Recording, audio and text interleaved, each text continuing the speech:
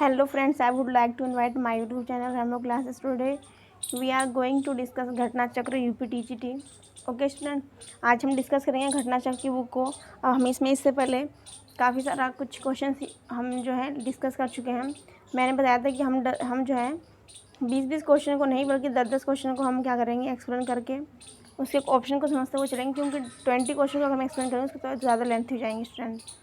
तो हमें क्या करना है, UPTGT PGT के लिए, हिस्ट्री के लिए क्या करेंगे, इस बुक को घटना चक्र की रिवाइज करेंगे, पढ़ेंगे, अंडरस्टूड करेंगे। देखिए क्वेश्चन नंबर हम पहले से 10 क्वेश्चन हम क्या कर चुके हैं, रिवाइज कर चुके हैं, ठीक है, इनको समझ चुके हैं। इसके एक्सप्लेन के लिए इसके साथ साथ कुछ एक्स्ट्रा भी मैंने आपको इन्फॉर्मेशन इसमें ऐड की है। अब चलिए क्वेश्चन नंबर 10 को हम समझेंगे। देखिए क्वेश्चन नंबर 10 में क्या पूछा हुआ है कि वैदिक काल, क्या स्टूडेंट, वैदिक काल, ठीक है ना। इससे पहले हमने क्या पढ़ा था, सिंधु काल, सिंधु सभ्यता, हड़प्पा पढ़ा था हमने, है ना। तो उसके बाद में हमारा क्या था, वैदिक काल। तो वैदिक काल के अंदर हम 10 क्वेश्चन कंप्लीट कर चुके हैं। देखिए 10 क्वेश्चन चलेंगे। वैदिक काल में किस पशु को अघन्य माना गया है? मैंने क्या बताया था आपको, अघन्य शब्द। अघन्य मतलब जिसको ना मारा जा सके, जिसको मारा ना जा सके, जिसको मारा जाना नहीं चाहिए, तो उसको बोलते हैं अघन्य। राइट आंसर आपको नज़र आ रहा है, ठीक है, या तो आप कर लेंगे, ठीक है ना। तो ये क्या चीज़ है, गाय। मैंने आपको बताया था गाय के लिए वर्ड एक यूज़ हुआ था स्टूडेंट, गविष्टि।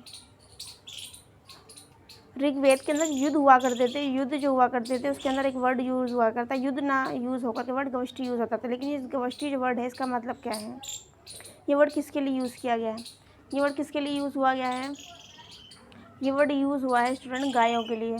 इसका जो अर्थ है वो क्या है स्टूडेंट, इस मैंने आपको बताया था प्रीवियस वीडियो के अंदर, इसका जो अर्थ है स्टूडेंट वो है गायों की खोज, गायों की खोज, ठीक है। और ऋग्वेद को जो है इसके अंदर बहुत ही ज़्यादा पूजनीय पशु बताया है, किसको, गाय को।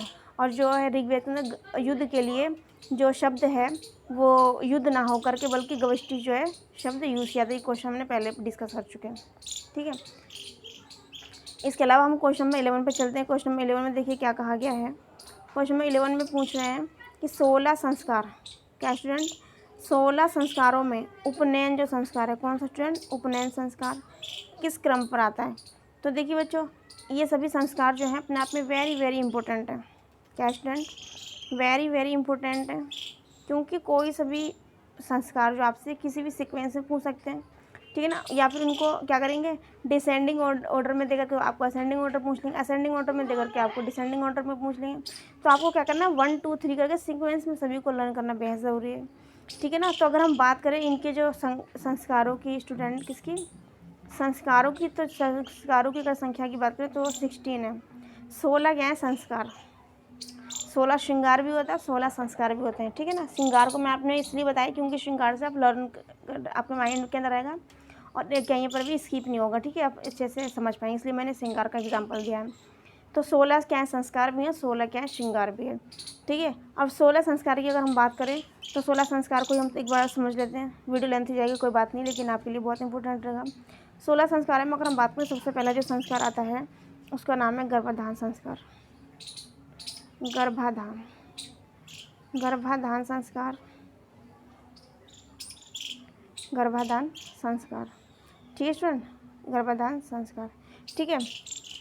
ये क्या होता है कि संतान उत्पन्न करने हेतु पुरुष और स्त्री के पास वाली क्रिया होती है, ठीक है, इसको बोलते हैं ये गर्भाधान संस्कार, ठीक है ना। उसके बाद में होती है सेकंड जो होती है स्टूडेंट, उसको बोलते हैं पुष्पवन संस्कार, पुष्पवन संस्कार, पुष्पवन संस्कार है, मैं शॉर्ट में लिख रही हूँ, आप समझ जाएगा। इस पुष्पवन संस्कार में क्या होता है कि जो बहुत से लोग क्या करते हैं, क्या कि हमारा बेटा हो, तो उसके लिए क्या करते हैं पुष्पवन संस्कार में कि मंत्रों की, सॉरी देखिए मंत्र जो है, मंत्र पुत्र प्राप्ति के लिए मंत्रों का उच्चारण, मंत्रों का क्या होता है, उच्चारण, मंत्रों का उच्चारण होता है किसके लिए, पुत्र प्राप्ति के लिए, पुत्र प्राप्ति के लिए मंत्रों का उच्चारण होता है। इस संस्कार को क्या बोलते हैं स्टूडेंट, पुष्पवन संस्कार। थर्ड में हम समझेंगे स्टूडेंट, थर्ड वाला जो हमारा जो संस्कार है उसको बोलते हैं सीमंत नयन संस्कार, सीमंतो नयन संस्कार, सीमंतो नयन संस्कार, क्या स्टूडेंट? सीमंतोन्नयन संस्कार। ये कौन संस्कार है? ये थर्ड संस्कार है। इसके अंदर क्या होता है कि गर्भवती जो स्त्री रहती है, जो प्रेग्नेंट स्त्री रहती है, उसकी रक्षा हो, यानी कि उसके ऊपर कोई भूत प्रेत जो वैसे ही हवाई मतलब जो प्रेत वगैरह जो होते हैं वो उसके पास ना आए, तो उसके लिए मंत्रों का उच्चारण किया जाता है और क्या होता है, यज्ञ किया जाता है। इसको क्या बोलते हैं, एक बार दोबारा मैं समझा देती हूँ सभी को। सबसे पहला क्या होता है, गर्भाधान संस्कार, ठीक है स्टूडेंट। उसके बाद में सेकंड होता है पुष्पवन संस्कार, ठीक है ना। पुष्पवन संस्कार में क्या होता है कि मंत्रों का उच्चारण होता है, किस लिए? पुत्र की प्राप्ति के लिए। यदि किसी को चाहिए कि हमारा बेटा हो तो उसके लिए क्या होता है, मंत्रों का उच्चारण होता है। थर्ड में हमने क्या पढ़ा? थर्ड में हमने पढ़ा है सीमंतोन्नयन, सीमंतोन्नयन, सीमंतोन्नयन संस्कार। इसके अंदर क्या होता है कि जो प्रेग्नेंट लेडी होती है उसकी सेफ्टी के लिए, ताकि उसको कोई हवा बयार कोई परेशान ना करे, तो उसके लिए क्या होता है, यज्ञ किया जाता है, ठीक है। ये हमारे थर्ड जो हो गया, क्या हो गया, संस्कार हो गए, ठीक है ना। अब हम 4 को समझेंगे। 4 जो संस्कार स्टूडेंट, 4 संस्कार हमारा क्या है? 4 जो संस्कार है उसको बोलते हैं जात कर्मण संस्कार, जात कर्म, जात कर्म संस्कार। क्या स्टूडेंट? जात कर्म संस्कार बोलते हैं 4 को, ठीक है ना। इसके अंदर क्या होता है कि बच्चे के जन्म के बाद, बच्चे के जन्म के बाद जो पिता होता है, जो फादर होता है, वो क्या करता है, अपने शिशु को,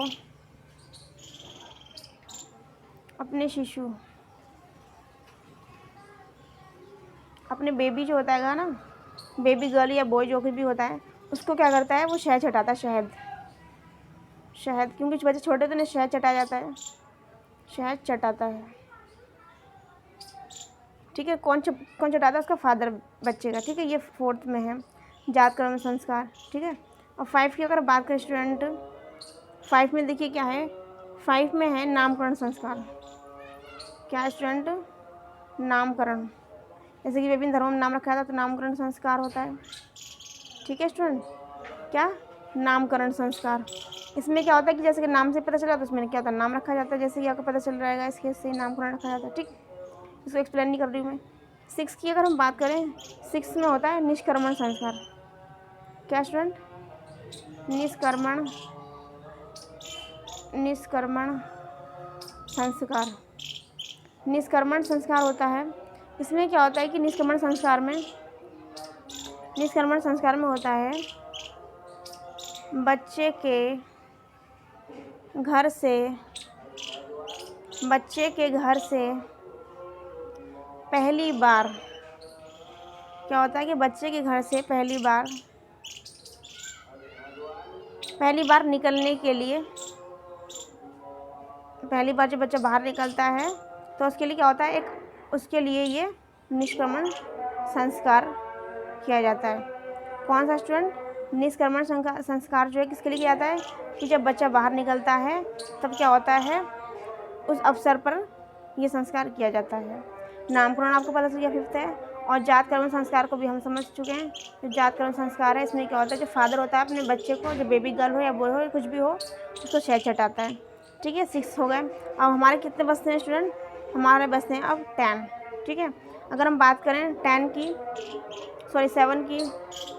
तो 7 स्टूडेंट जो है, 7 की अगर बात करें तो 7 का जो हमारा संस्कार है इसको बोलते हैं अन्नप्राश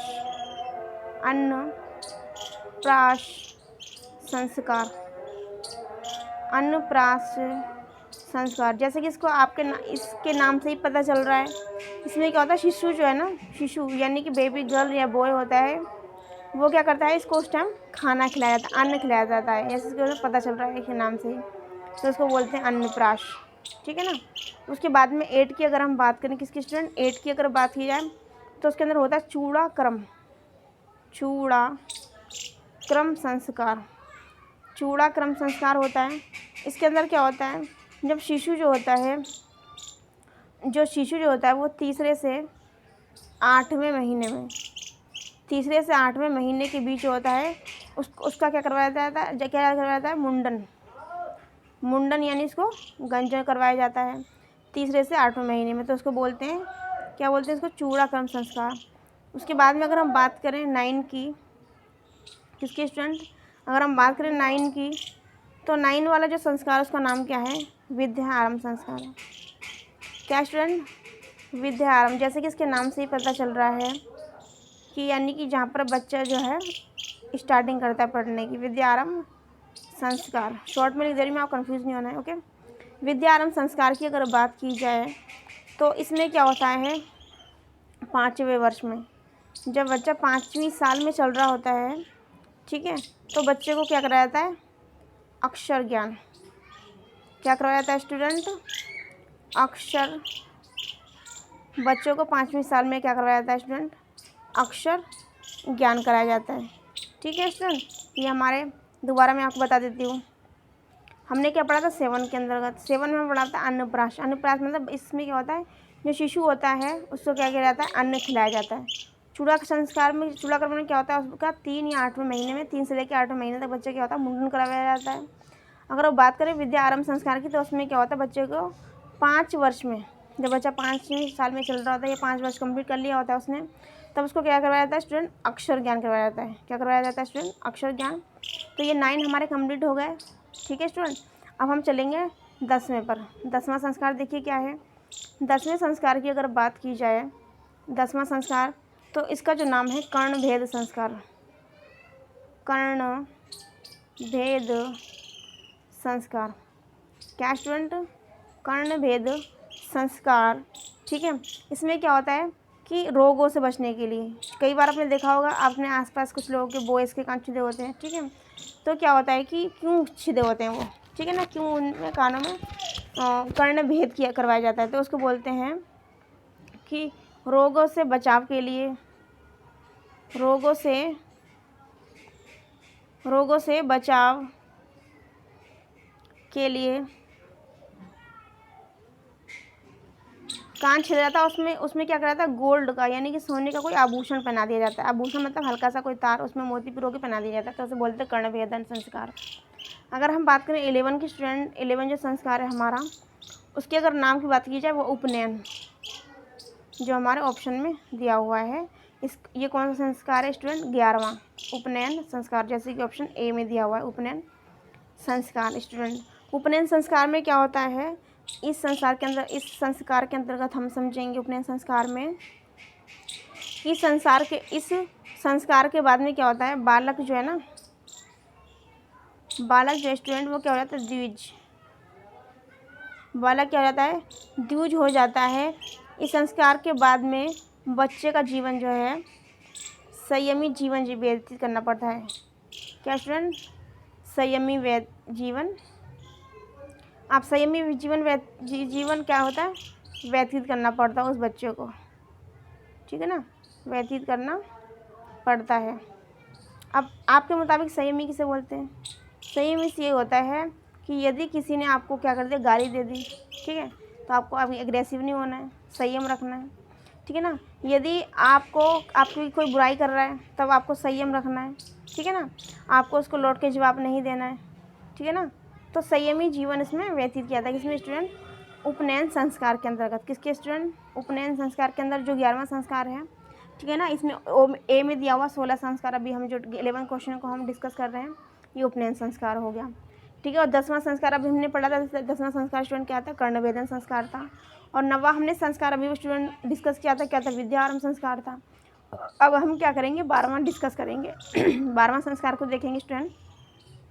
12वें संस्कार की अगर बात की जाए स्टूडेंट, देखिए 12वां जो संस्कार है वो क्या है, क्या स्टूडेंट, 12वें संस्कार की अगर बात की जाए, 12वां संस्कार, 12वां जो संस्कार है स्टूडेंट, देखिए उसका नाम है वेदारंभ। वेदारंभ संस्कार, यानी कि वेदों को पढ़ना, वेदों को आरंभ करना, वेदों का अध्ययन करना। इसके अंदर क्या होता है, 12वें के अंदर क्या होता है, वेदों का अध्ययन किया जाता है।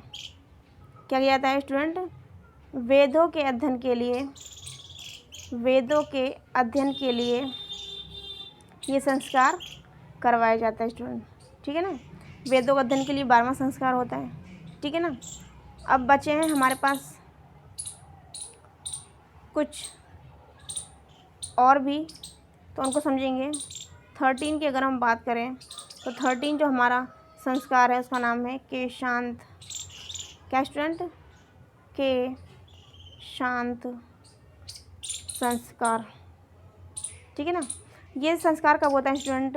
जब जो बच्चा होता है वो 16 साल है, 16 ईयर जो है ओल्ड हो जाता है, यानी कि 16 साल को जो है कंप्लीट कर लेता है, ठीक है ना। और जब 16 साल में पहली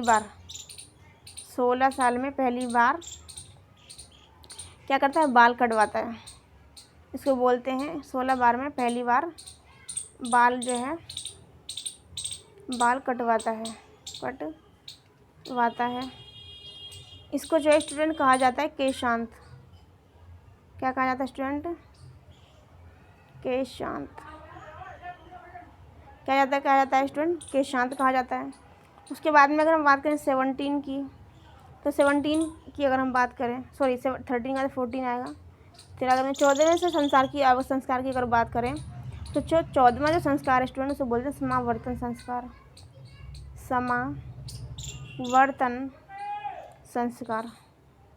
समावर्तन संस्कार के अंदर क्या होता है कि जब बच्चा जो होता है गुरु के पास से विद्या का अध्ययन करके वापस लौट आता है, ठीक है, इसको बोलते हैं समावर्तन संस्कार, ठीक है। उसके बाद में आता है विवाह संस्कार। विवाह संस्कार को तो पता है, 15वां जो संस्कार है विवाह संस्कार, इसमें पता है आपको शादी होती है। और 16वां जो संस्कार स्टूडेंट उसे बोलते हैं, 16वें संस्कार को अंत्येष्टि। मरने के बाद में अंत्येष्टि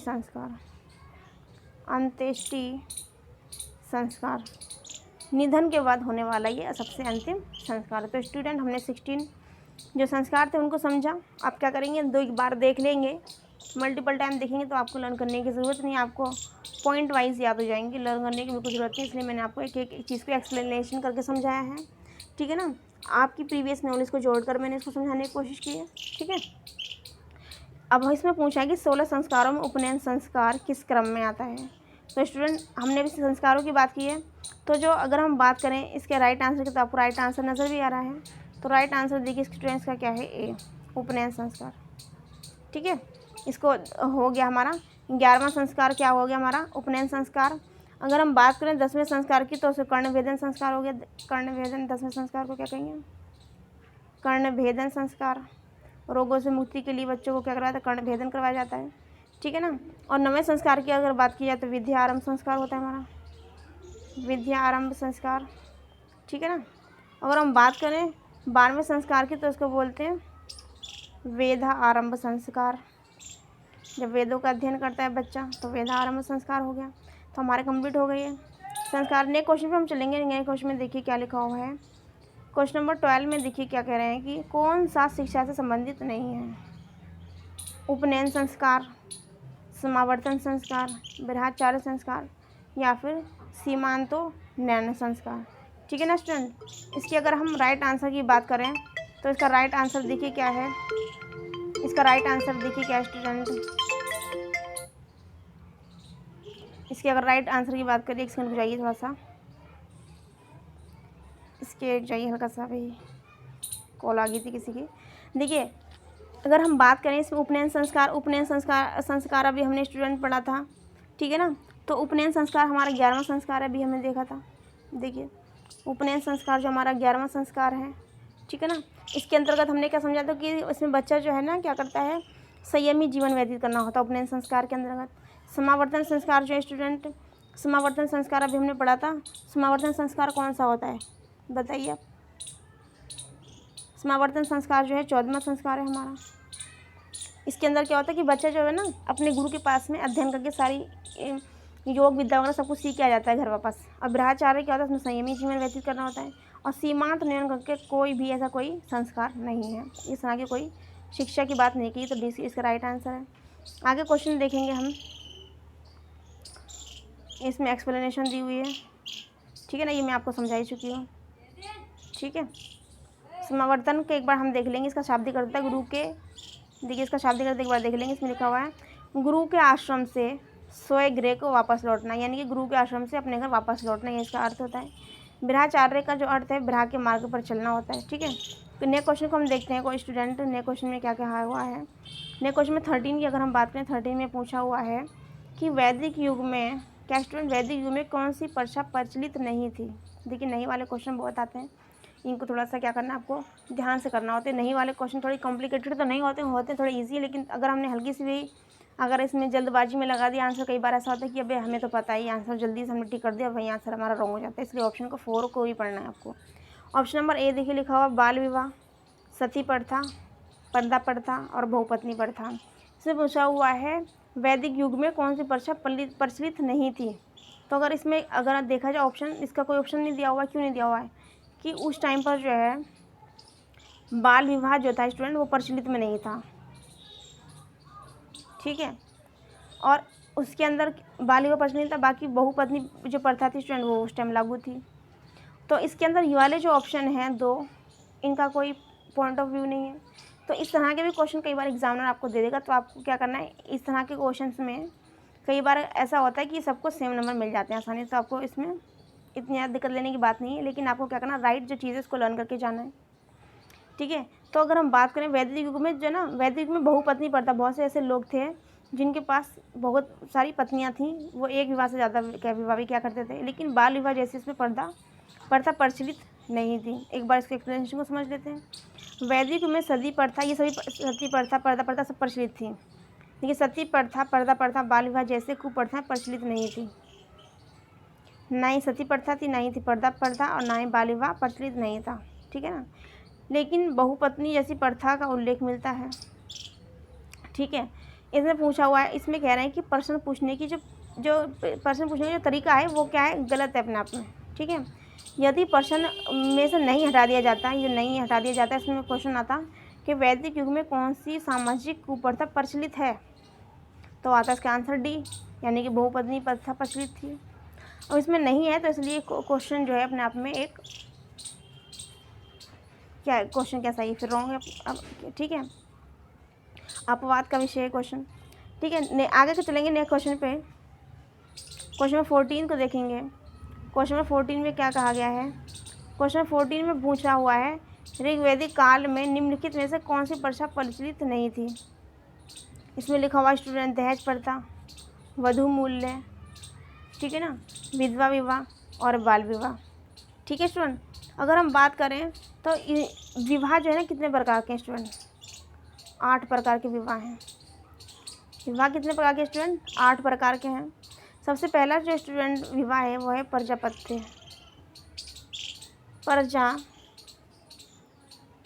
विवाह। प्रजापत्य विवाह स्टूडेंट, ठीक है।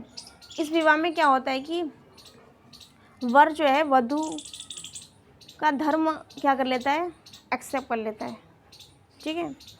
एक होता है आश्रय विवाह, इनको थोड़ा डीपली पढ़ेंगे, मैं आपको इनके सिर्फ नाम बता देती हूँ। प्रजापत्य विवाह, ठीक है।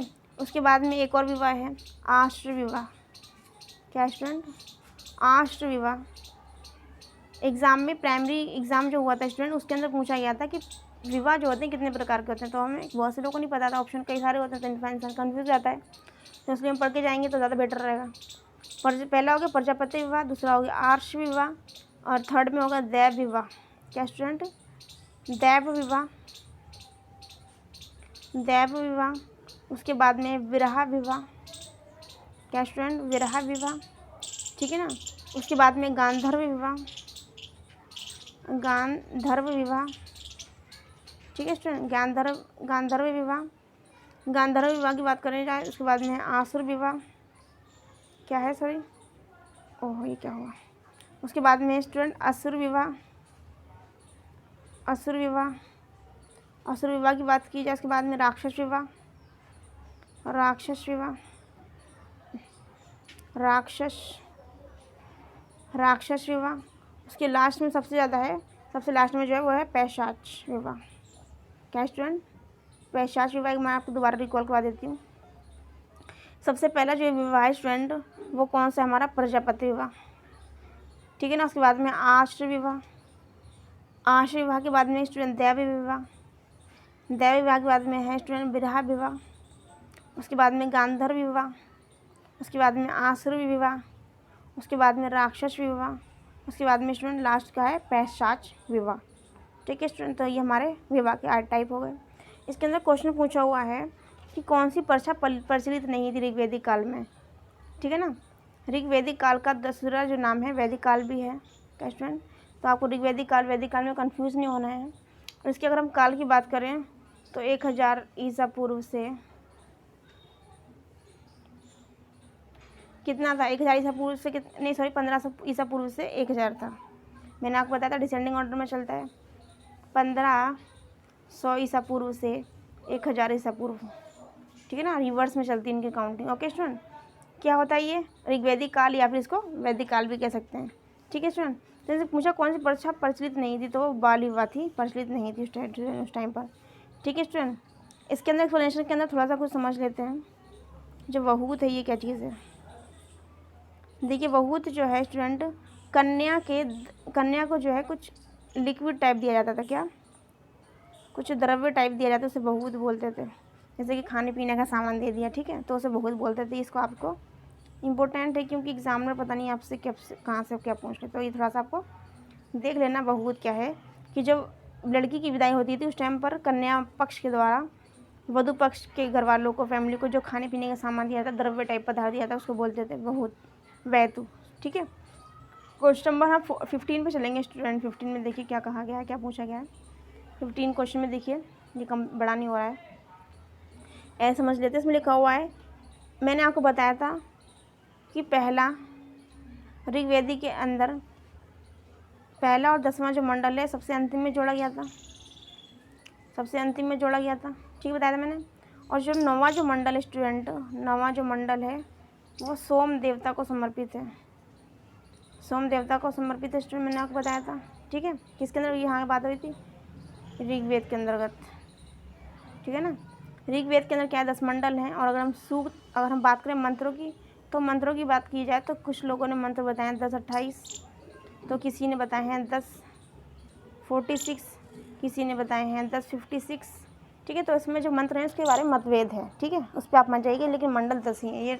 ये चीज़ क्या है, अपने आप में ऑथेंटिक है। ठीक है, आगे देखिए लिखा हुआ है, क्वेश्चन को पढ़ेंगे। लिखा हुआ है कि ऋग्वेद में निम्नलिखित में से इंद्र को, देखिए इंद्र को ऋग्वेद में किस नाम से पुकारा जाता है। तो इसका आंसर दिखाई दे रहा है आपको। पहले लिखा हुआ वीरेंद्र, दूसरा लिखा हुआ पुरंदर, पशुपति, मारुत। तो इंद्र को ऋग्वेद में पुरंदर कहा गया। इंद्र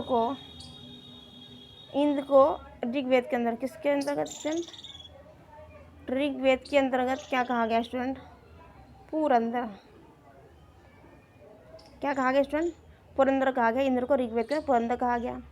ठीक है ना, तो इंद्र के और भी नाम हैं, उनको हम डिस्कस करेंगे क्योंकि एग्जामिनर उनको नामों को ही क्या करेंगे, पूछेंगे। कंफ्यूज करने के लिए 4 ऑप्शन दे दी, इसमें से कौन सा नहीं है। तो हमें क्या करना है, इनको हमें थोड़ा सा अच्छे से समझना है। देखिए हम चलेंगे इनको नाम पर, इंद्र के क्या क्या नाम है। थोड़ा सा मैं क्या करती हूँ, इसको बड़ा कर लेती हूँ हल्का सा। देखिए इंद्र जो थे उनको अलग अलग नामों से पुकारा जाता है। देखिए एक्सप्लेनेशन को समझेंगे। इंद्र को जो है स्टूडेंट अलग अलग नामों से पुकारा जाता है। इनको प्रतापी देवता भी कहा जाता है स्टूडेंट। ऋग्वेद में अलग अलग नामों से पुकारा गया। इन्हें पुरंदर अर्थात किलों को तोड़ने वाला, पुरंदर मीन्स क्या होता है, किलों को तोड़ने वाला इन कहा गया है। यह युद्ध नेता के रूप में चित्रित है, युद्ध नेता के रूप में चित्रित है। इंद्र को व्रांता सुरहंता भी कहा जाता है। क्या होता है, हंता मतलब राक्षस का वध करने वाला। एक वृत्तासुर नामक का एक राक्षस था, उसका इन्होंने वध किया था, किसने, इंद्र ने। इनको पुरभिद भी कहा जाता है। पुरभिद मतलब बादलों को भेदने वाला। सोमापा मतलब सोम का अत्यधिक पान करने वाला, सोम रस का अत्यधिक पान करने वाला। इसको सत्कृति भी कहा जाता है, यानी कि 100 शक्तियों का स्वामी कहा जाता है। मधवान कहा जाता है। मधवान मतलब क्या होता है, दानी। दोबारा देख लीजिए, एक बार बता देती हूँ। जो इंद्र है उनको क्या कहा जाता है, प्रतापी देवता कहा जाता है। इसके अलावा इनको पुरंदर क्यों कहा गया, पुरंदर मतलब किलों को तोड़ने वाला। उनको युद्ध नेता के रूप में भी देखा गया है। इनको वृत्तासुर हंता भी कहा जाता है। वृत्तासुर एक क्या था, राक्षस था। उनको उस राक्षस को मारा था किसने, इंद्र ने। ठीक है ना। उनको पुरोहित भी कहा जाता है। क्या स्टूडेंट कहा जाता है? पुरोहित भी कहा जाता है, यानी पुरोहित में होता है बादलों को भेदने वाला। इनको कहा जाता है सोमापा, यानी कि सोम का अत्यधिक पान करने वाला, सोम रस को अत्यधिक पान करने वाला। शतकीर्ति भी कहा जाता है, यानी कि 100 शक्तियों का स्वामी। मदवान भी क्या था? मदवान मतलब क्या होता है? दानी। ये क्या होता है? ये क्या है? इंद्र के कई सारे नाम। ठीक है। ऋग्वेद में इंद्र को अंतरिक्ष स्वामी, अंतरिक्षवासी देवता भी कहा गया। ऋग्वेद में इंद्र को अंतरिक्षवासी भी कहा गया, यानी कि अंतरिक्ष में रहने वाला भी कहा गया है। ठीक है ना। इंद्र का 250 सूक्तों में वर्णन किया गया है। इसके बाद अग्नि का 200 सूक्तों में वर्णन किया गया है। इंद्र को आंधी, तूफान, वर्षा के देवता के रूप में भी वर्णित किया गया है, जिसकी उत्पत्ति मेघ और जल से हुई। इंद्र की जो उत्पत्ति हुई किससे हुई स्टूडेंट? मेघ और जल से। ठीक है। इनको आंधी तूफान का देवता भी कहा गया है। ठीक है। जब वर्षा नहीं होती तो इंद्र देवता को ही क्या कहते हैं? प्रसन्न करने के लिए अनेक यज्ञ और कई सारी प्रार्थना पूजने यज्ञ किए जाते हैं। ठीक है। क्वेश्चन नंबर 16 पे आएंगे। क्वेश्चन 16 में देखिए क्या लिखा है? आदैत्य काल। क्या स्टूडेंट? आदैत्य काल की अनुभूति किस काल में हुई? क्या स्टूडेंट? आदैत्य काल की अनुभूति किस काल में हुई? ठीक है। इसमें पहले लिखा हुआ है ऋग्वैदिक काल, बी में लिखा हुआ है उत्तर वैदिक काल, सी में लिखा हुआ है शंकराचार्य के समय, और डी में लिखा हुआ है स्वामी दयानंद के समय। अगर हम बात करें किसकी? आदित्य काल की, तो उसका राइट आंसर आपको दिखाई दे रहा है बी, यानी कि उत्तर वैदिक काल है। ठीक है। तो आदित्य काल की अनुभूति किस काल में हुई थी? उत्तर वैदिक काल में। ठीक है। किसके काल में स्टूडेंट? उत्तर वैदिक काल में। ठीक है स्टूडेंट। अगर बात की जाए उत्तर वैदिक काल की, तो मैंने उत्तर वैदिक काल का उसका जो पीरियड है, टाइम पीरियड, उसकी जो अगर बात की जाए तो उसका टाइम उत्तर वैदिक काल में लिख बता दीजिए आपको। उत्तर वैदिक काल का जो टाइम पीरियड है वो क्या है? 1000 ईसा पूर्व से 600 ईसा पूर्व। 600 ईसा पूर्व। और हमने क्या पढ़ा था अभी? ऋग्वैदिक काल पढ़ा था। ऋग्वैदिक काल की मैंने बात क्या की थी? ऋग्वैदिक काल में क्या था? 1500 से लेकर के 1000 ईसा पूर्व ये टाइम पीरियड है। और उत्तर वैदिक काल का 1000 ईसा पूर्व से 600 है। 1000 ईसा पूर्व से 600 है। ठीक है ना। ये आपको थोड़ा सा माइंड में करना है इसको। ठीक है। ध्यान में रखना है। ठीक है। और अगर हम बात करें आर्यन शब्द का, ठीक है ना, तो आर्य जो शब्द है उसका जो शब्दकर्ता होता है स्टूडेंट वो होता है उच्च कुल। उच्च कुल। ठीक है स्टूडेंट। इसकी एक्सप्लेनेशन को हम समझ लेते हैं एक बार। एक्सप्लेनेशन में क्या कहा गया है? आदैत्य काल, देखिए एक सेकेंड, क्या स्टूडेंट? आदैत्य काल या अद्वैतवाद की अनुभूति उत्तर वैदिक काल की अंतिम अवस्था में हुई थी। उत्तर वैदिक काल की अंतिम अवस्था में हुई थी, यानी कि 1000 से लेकर 600 का जो टाइम पीरियड था, तो 600 में जो लास्ट टाइम पीरियड था उसमें हुई थी। ठीक है ना। अद्वैत काल को, अद्वैत जो काल है स्टूडेंट, अद्वैत काल जो है उसको अद्वैतवाद भी कहा गया। अद्वैत काल को अद्वैतवाद भी कहा जाता है। ठीक है ना। इसको जो अनुभूति थी स्टूडेंट वो वैदिक काल के अंतिम अवस्था में हुई थी, अंतिम टाइम पीरियड में हुई थी। वैदिक काल के अंतिम दौर में पुरोहितों के प्रभुत्व तथा याक्षिक कर्मकांडों के विरुद्ध उपनिषदीय प्रक्रिया हुई, जिसका चरम विकास जैन बौद्ध आंदोलन में दिखाई पड़ता है। उपनिषदीय विचारकों ने याज्ञिक अनुष्ठानों को ऐसी कमज़ोर नौका बना दिया जिसके द्वारा इस जीवन रूपी भवसार को पार लगाना नामुमकिन था। उन्होंने मोक्ष प्राप्ति के उद्देश्य हेतु ज्ञान मार्ग का प्रतिपादन किया। यह ज्ञान मार्ग ही ब्रह्मा और आत्मा के बीच एक नाम के रूप में प्रतिपादित हुआ, जिसको कहा गया अद्वैतवाद। क्या कहा गया स्टूडेंट? अद्वैतवाद। ठीक है। जब किसी भी धर्म में घोर क्या हो जाता है, क्या बोलते हैं, कर्मकांड इत्यादि हो जाते हैं, लोग बाग विश्वास उठा देते हैं, तब एक नए धर्म का भी विकास होता है। तो ये एक नया धर्म जो उपजा उसको कहा गया ब्रह्मा और आत्मा के बीच एक संबंध बना, जिसको कहा गया अद्वैतवाद। ठीक है ना। एक नए क्या बोलते धर्म के रूप में जो विकसित हुआ उसको अद्वैतवाद कहा गया। ठीक है, आगे क्वेश्चन देखेंगे हम, थोड़ा सा इसको देखिए। इसमें लिखा मुंडको उपनिषद, क्या लिखा स्टूडेंट, मुंडको उपनिषद। ये वेरी वेरी इंपॉर्टेंट है स्टूडेंट, वेरी वेरी इंपॉर्टेंट। सत्यमेव जयते किस कहाँ से वर्ड लिया गया, तो मुंडको उपनिषद से लिया गया है। ठीक है, बिरहा की सर्वप्रथम जानकारी जो है बृहदारण्यक उपनिषद में मिली है। बृहदारण्यक उपनिषद में क्या मिली है, बिरहा की सर्वप्रथम जानकारी। और मुंडको उपनिषद में क्या है, सत्यमेव जयते का उल्लेख मिलता है। सत्यमेव जयते जो वर्ड है किससे लिया गया है, मुंडको उपनिषद से लिया हुआ है। क्वेश्चन नंबर नेक्स्ट में चलेंगे। क्वेश्चन नंबर नेक्स्ट में क्या है, मैंने आपको पढ़ाया था तो कि भारतीय संस्कृति, क्या स्टूडेंट, इससे पूछा है भारतीय संस्कृति की जो आधारशिला क्या है। भारतीय जो संस्कृति है स्टूडेंट, क्या स्टूडेंट, भारतीय संस्कृति की आधारशिला, भारतीय संस्कृति की आधारशिला जो है वो क्या है। ऑप्शन में इन्होंने दिया हुआ है, ऑप्शन में बता देती हूँ आपको क्या क्या दिया है। ऑप्शन में पहले दिया हुआ उन्होंने मानव कल्याण, क्या स्टूडेंट, मानव कल्याण। ठीक है, बी में दिया हुआ है इन्होंने गाय।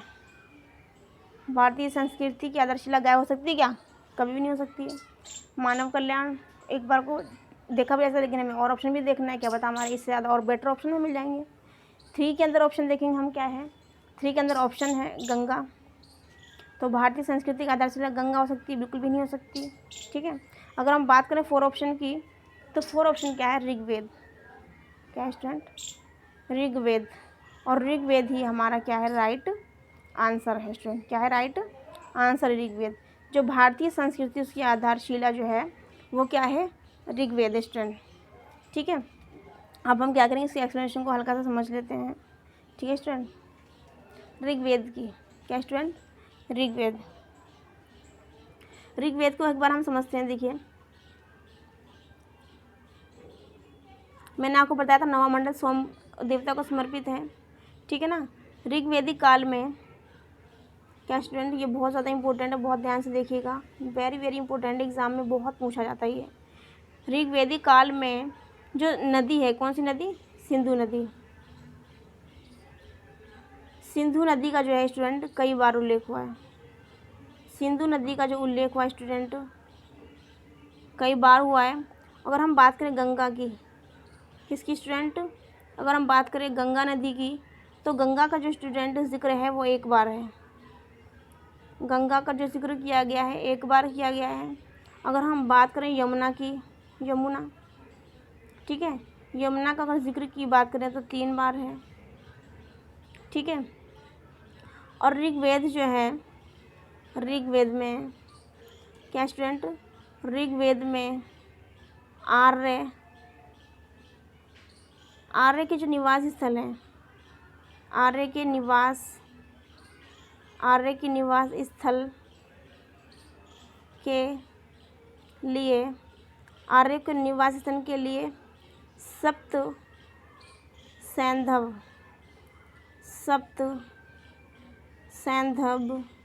शब्द का यूज़ हुआ है।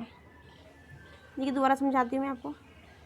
देखिए, ऋग्वेद के अंदर जो है स्टूडेंट सिंधु जो नदी है, ठीक है ना, उसका जो कई यूज़ जो हुआ है, जिक्र जो हुआ है ऋग्वेद के अंदर कई बार हुआ है। ठीक है ना, सबसे ज़्यादा गंगा यमुना में पूछते हैं आपको, और सिंध में गंगा यमुना में ज़्यादा पूछते हैं। ठीक है, और गंगा का जो जिक्र हुआ है स्टूडेंट वो एक बार हुआ है। ठीक है, अगर बात करें यमुना की, तो यमुना का जो जिक्र हुआ है वो 3 बार हुआ है। गंगा का एक बार, यमुना का 3 बार। और ऋग्वेद में आर्यों का निवास स्थल जो है, यहाँ जहाँ पे आर्य लोग रहा करते थे, उस निवास स्थल के लिए एक जगह का नाम बताया गया इन्होंने, उसका नाम क्या रखा इन्होंने, सप्त सैंधव जो शब्द यूज़ हुआ है वो आर्य लोग जहाँ पर रहा करते थे उसके लिए यूज़ हुआ है। एक तरह से कह सकते हैं आर्यों की जो कॉलोनी हुआ है उसको सप्त सैंधव शब्द यूज़ किया गया उनकी कॉलोनी के नाम को, जहाँ पे आर्य लोग निवास किया करते थे।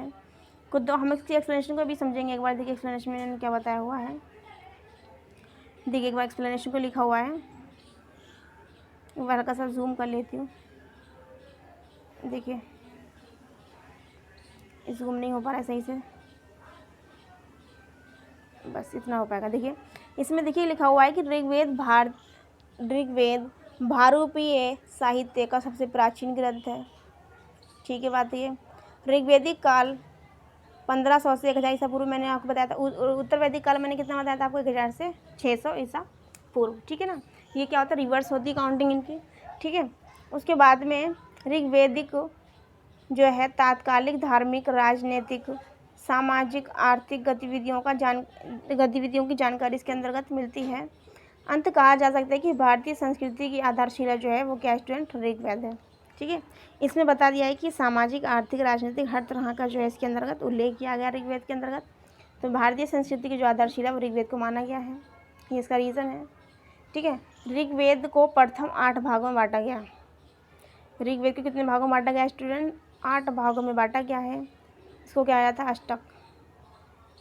अष्टक पूछा जाता है एग्जाम में क्या है।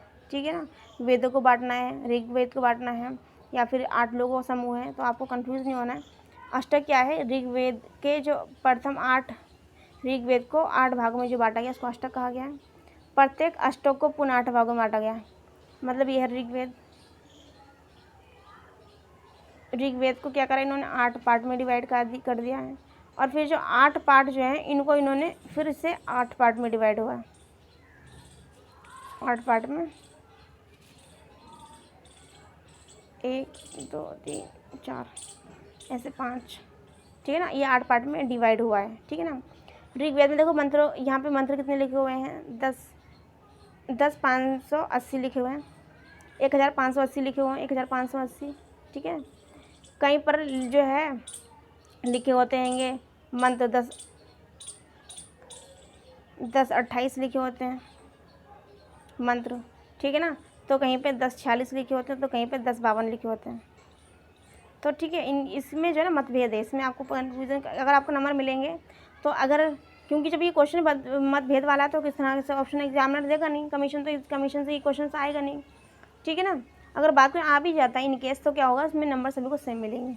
ठीक है ना, क्योंकि भाई इसके राइट आंसर का तो पता ही नहीं किसी को, क्योंकि मतभेद है इसके अंतर्गत। ठीक है, आगे चलेंगे नेक्स्ट क्वेश्चन में समझेंगे। क्वेश्चन नंबर 18, समुद्र पर्यंत, क्या स्टूडेंट, समुद्र पर्यंत पृथ्वी के शासक को एक राट कहा गया। किसमें कहा गया, शतपथ ब्राह्मण में कहा गया, ऐत्रेय में कहा गया, तैत्तिरीय में ब्राह्मण में कहा गया, या फिर गोपद ब्राह्मण में कहा गया। तो समुद्र पर्यंत पृथ्वी के शासक को एक राट कहा गया है, ये इसका राइट आंसर आपको दिखाई दे रहा है, ऐत्रेय ब्राह्मण में कहा गया है। ठीक है, हम एक चीज़ आपको बताने की कोशिश करती हूँ मैं।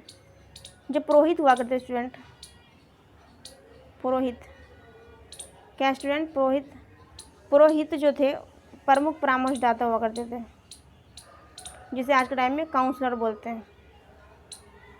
प्रमुख परामर्शदाता को पुरोहित बोला करते थे। और सेनानी जो होता था, क्या होता था स्टूडेंट, सेनानी जो हुआ करता था उसको बोला करते थे सेना का प्रमुख यानी कि सेनानी। एक होता था व्राजपति। अब व्राजपति स्टूडेंट कौन होता था, देखिए एक बार, ये बहुत इंपॉर्टेंट है। व्राजपति जो होता था इसे ये क्या होता था, इसे क्या कहा जाता था, जो चारागाह जो होता था, चारागाह का क्या होता था, प्रधान। चारागाह का जो प्रधान होता था उसे बोलते थे व्राजपति। ठीक है, व्राजपति कौन था, चारागाह का प्रमुख था। सेनानी जो था सेना का प्रमुख था। और जो पुरोहित था वो क्या था, काउंसलर था। ठीक है ना, यानी कि प्रमुख क्या था, परामर्शदाता। अब इसकी एक्सप्लेनेशन को समझ लेते हैं। एक्सप्लेनेशन में देखिए क्या लिखा हुआ है। एक्सप्लेनेशन में लिखा हुआ है कि राजा की उत्पत्ति का सिद्धांत है सबसे पहले ऐत्रेय ब्राह्मण ने मिला है। ऐत्रेय ब्राह्मण ने मिला राजा की उत्पत्ति का सिद्धांत। ठीक है ना, अधिकारों में वृद्धि के परिणाम स्वरूप अलग अलग दिशाओं में राजा के नाम अलग अलग थे। समुद्र पर्यंत पृथ्वी के शासक, अर्थात जो 4 दिशाओं को विजित कर लेता था, यानी चारों दिशाओं को विजित कर लेता, नहीं कि पूर्व पश्चिम उत्तर दक्षिण विजित लेता था, उसे एक राट की उपाधि दी जाती थी। देखिए मध्य देश का जो राजा था उसको कहा जाता, मध्य जो देश का जो राजा था उसे कहा जाता था राजा। ठीक है ना, और जो पूर्व देश का था उसे बोलते थे सम्राट। ठीक है ना, पश्चिमी देश का था उसे बोलते थे स्वैराट, और उत्तर का जो था वो उसे बोलते विराट। और दक्षिण का था उसे बोलते थे भोज। और आज भी ये नाम आप स्टूट आगे देखिए, जो मध्य यानी कि अगर हम बात करें एमपी के एरिया में जितने भी राजा वगैरह रहा करते थे वो तो उन्हें राजा जैसे पृथ्वीराज चौहान वगैरह ये सारे राजा हो गए। अगर पूर्व की देश की बात करें यानी कि पूर्वी एरिया जो हो गया असम, त्रिपुरा, मेघालय वगैरह उधर की बात करें तो वहाँ पर सम्राट बोलते हैं। पश्चिमी की बात करें यानी कि राजस्थान, गुजरात की बात करते हैं यहाँ पे स्वैराट होता है। और उत्तर की बात करें यानी कि जम्मू कश्मीर लद्दाख इधर के साइड को जो उसे विराट बोला करते थे उस टाइम पर। और दक्षिण के जो है भोज बोला करते थे। अगर आप हिस्ट्री उठा देखेंगे उस टाइम पर जितने भी राजा हुआ करते उन्होंने जो राज किया तो उनके नामों के आगे पीछे ये सब चीज़ें लगा करती हैं। ठीक है, क्वेश्चन नंबर नेक्स्ट को देखेंगे हम, ये इंपॉर्टेंट है, वेरी वेरी इंपॉर्टेंट। ठीक है, क्वेश्चन नंबर 19 को हम देखेंगे। 19 में क्या कहा गया है? 19 में इन्होंने पूछा हुआ है कि रामायण, क्या स्टूडेंट, रामायण महाभारत में उल्लेखित स्थलों की, क्वेश्चन नंबर 19 में क्या हुआ? रामायण और महाभारत में उल्लेखित स्थलों की पुरातात्विक पहचान की गई। तो किसने की थी? जी.आर. शर्मा ने की थी, एच.डी. सांकलिया ने की थी, या फिर ए घोष ने की थी, या फिर बी.बी. लाल ने की थी। तो इसका राइट आंसर जो है बी.बी. लाल। बी.बी. लाल का मीन्स क्या होता है? ब्रजवासी। ब्रजवासी जो थे स्टूडेंट उन्होंने की थी। और कब की थी? 1900 कब की थी स्टूडेंट? 1975 से 76 में की थी। और 1976 से लेकर के 1977 में की थी। ठीक है, आगे हम चलेंगे क्वेश्चन नंबर लास्ट पे चलेंगे, क्वेश्चन नंबर लास्ट देखेंगे। ठीक है, एक बार इसको समझने की कोशिश करते हैं। धूसर मर्द भांड ये सब इसकी श्रावस्ती इसकी इतनी ज़रूरत नहीं है। ठीक है, क्वेश्चन नंबर 20 को हम समझेंगे। 20 में क्या कहा हुआ है? एशिया माइनर से प्राप्त बोगजई अभिलेख में जिन वैदिक देवताओं का हनन किया गया है वो कौन कौन से हैं? तो इसका राइट आंसर आपको दिखाई दे ही रहा है कि एशिया माइनर में बोगजई अभिलेख से जिन वैदिक देवताओं का हनन किया गया वो कौन कौन से थे स्टूडेंट? देखिए, सबसे पहले थे इंद्र, इनका सीक्वेंस भी आपको याद रखना है। इंद्र, नासत्य, मित्र और वरुण। क्या है स्टूडेंट? इंद्र, नासत्य, मित्र और वरुण। ठीक है स्टूडेंट, अगर हम बात करें एशिया माइनर की तो एशिया माइनर के सर जो बोगजई है वो 14वीं शताब्दी ईसा पूर्व का भी लेख है। मैं लिख बताती हूँ आपको। देखिए, एशिया माइनर जो है स्टूडेंट, क्या स्टूडेंट? Asia minor